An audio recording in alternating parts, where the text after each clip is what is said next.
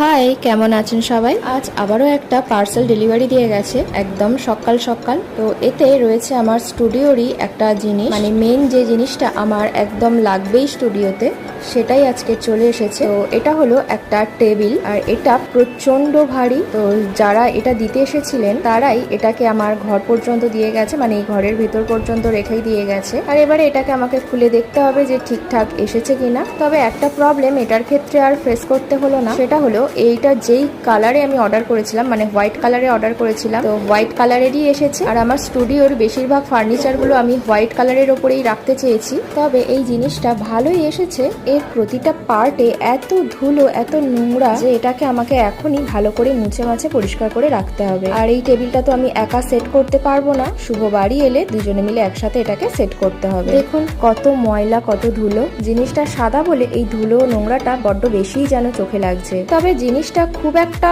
যে ভালো এসছে বলবো না, মোটামুটি ঠিক আছে। তবে এটার কালারটা যদি অন্যরকম আসতো তাহলে এটাকে আমাকে আবার রিটার্ন করতে হতো। যাই হোক, এটাকে আবার ভালো করে মুছে পরিষ্কার করে বক্সের মধ্যেই রেখে দিচ্ছি। শুভ বাড়ি এলে এটাকে ভালো করে দুজনে সেট করে নেব। আর স্টুডিওর যাবতীয় যা জিনিসপত্র আসছে সব আমি এই স্টুডিওর মধ্যেই রেখে দিচ্ছি। তবে এই টেবিলটা যতদিন না আমি ভালো করে সেট করতে পারছি ততদিনই আমার মনের মধ্যে একটা অস্থিরতা কাজ করবে। অ্যাকচুয়াল টেবিলটা সেট করার পর কেমন কি দেখতে লাগবে সেটার জন্যই আমি অপেক্ষা করছি।